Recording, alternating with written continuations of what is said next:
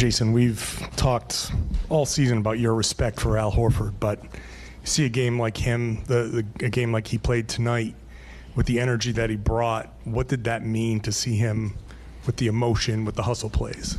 Yeah, I think the one play in particular when he saved the ball out of bounds in the last 2 minutes of like the second quarter, it just gave us that extra possession and pumped the crowd up, pumped our team up.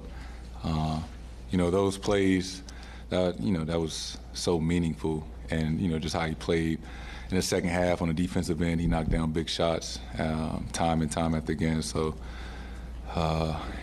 his performance, his energy, his leadership tonight, was crucial. He talked about you guys really wanted this win. There were points here where the offense didn't quite go the way you wanted it to. Were you guys tight at all throughout the course of this game? Was the desire to win so great that did you feel like mistakes were magnified? No, not internally. I mean, we talked about it before the game and at halftime. Joe said however long it takes, that's how long it's going to take. Don't come out with the expectation that we're going to win the game in the first quarter or by halftime that, 48 minutes, that's all we kept preaching. Just play the game to the end, and, we'll figure it out. Jayson, it seemed like, on that note, offensively, you guys seemed to really find your groove there in the fourth quarter. What did you see just in terms of the unselfishness you guys were showing out there just to create easy shots for each other in that stretch? Yeah. We were finding the right matchup, and essentially, Evan Mobley is a great defensive player. He always comes to help at the rim, so it was just a matter of, getting into the paint and, wherever they were converging from, find an open man.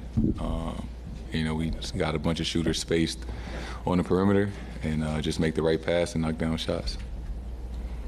Jayson, what impressed you most about what you're able to do in this series, and what do you think will help you moving forward in the Eastern Conference Finals in terms of lessons learned, things you're able to accomplish?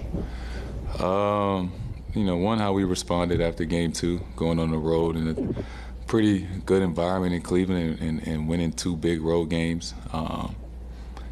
And then coming back here tonight and, they battled. Cleveland battled, give them a lot of credit. They didn't want to go home. They competed. They made it tough on us, and, we made enough plays to win the game. Jayson, you were able to get the 9 assists tonight and shoot efficiently, striking that balance. Obviously, you've seen a lot of pressure in the playoffs. You've seen a lot of crowds around the rim. Are you just kind of in the mindset that, it's going to be the passing that does it for you? And how aggressive do you have to be with your shot even when, there's those crowds at the rim? Just trying to manipulate the game, understanding that I do have a lot of the attention when I'm on the court, when I have the ball. And, how can I dominate the game? Me and Joe talk about during spurts of the game, if I want to screen, do I want to handle the ball? And, it's just simple, making the right reads. It's not, I don't come down the court telling myself I'm about to shoot or I'm about to pass. It's just making the right read based on the reaction. What are those conversations like with Joe in game about your approach, especially with those screens, as you mentioned, getting into those? Just how the game is going, whatever lineup I'm out there with, time and score. Joe asked me coming out of timeout, do I want to, be the screener or do I want to handle the ball? It's kind of simple as that. Jayson, this is 7 out of 8 games now where you've had 10 or more rebounds. How has that affected your game? And, what does that say about your ability to use that to get yourself going? I would like to think I'm a great rebounder. Besides all the 7-foot guys in the league that are centers, I feel like I'm one of the best rebounders that's not a 5-man. And I've averaged 10-plus rebounds a couple of times in the playoffs. So that's something that I really kind of hang my hat on, especially playoff time, is, rebounding the basketball. Jayson, when you were a rookie, Al said he was drafted in 07, and you reminded him that you were 9 years old when he got drafted. And he was 31, and I know that seemed really old to you when you were 19. But what's it like to see him at 37, almost 38, doing the same things and just being his teammate, and you maturing, but also seeing him also mature, but also kind of keep himself together in a league of young men? It's nothing short of special. Al is like a brother to me, somebody I love dearly, and had the pleasure of being his teammate, you know, for 6 out of my 7 years. And, you know, I give Al a lot of credit how he's transitioned and adapted his game to still, you know, play a major role and have a huge impact.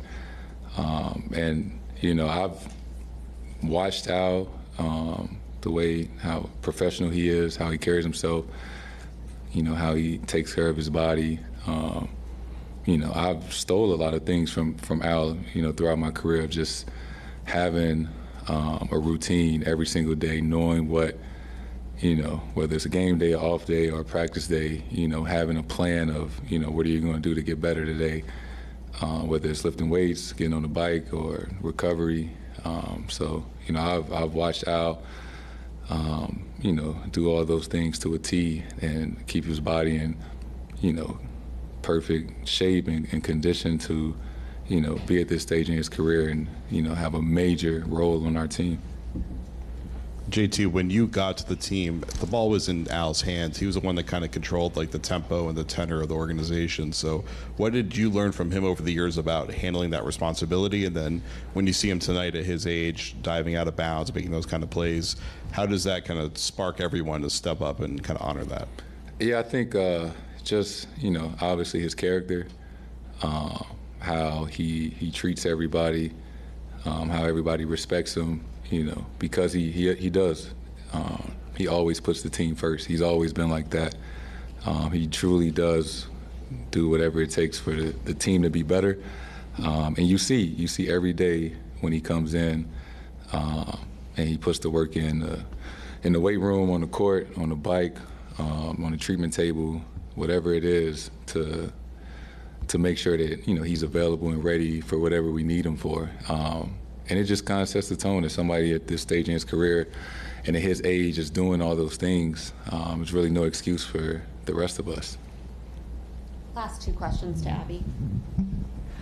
Jayson, first, Jalen got you back with the chest slap. Did you feel that? And then how far have you two come as far as playing together, but also being able to give the game what it needs when it does? Yeah, we've just been in a lot of battles together. 7 years as teammates. He's been in the conference finals 6 times. This is my 5th time. You know, we've been in a lot of crucial moments, regular season and playoff games, and just, you know, throughout the years, learning from our experiences, really getting to a stage where, you know, we understand what we can do individually. We know how gifted we are, you know, offensively. But, you know, each night just kind of presents different challenges, and being ready and up for the task to do whatever is needed, because both of us are capable on the basketball court to do literally everything. And, you know, each night just, you know, may call for something different. And then, like you said, you've been at the Eastern Conference Finals 5 of the 7 years you've been in the league, 3 straight now. What does it mean to you? I mean, it just shows the character of the team, the organization, right? You know, people might think that it's a given that we're supposed to be here, but, you know, I give a lot of credit to everybody in the front office, the coaching staff, you know, the trainers, the guys that hand out the equipment, the ball boys, the cooks, the chefs, security team. We're all in this together. And I mean that. Everybody has an effect on each other, and, you know, we all impact each other to you know, help winning and build this culture that we have. And you know, everybody should be proud of themselves. And obviously, it's not the end all be all. We want to win the championship, but, you know, we're doing something right.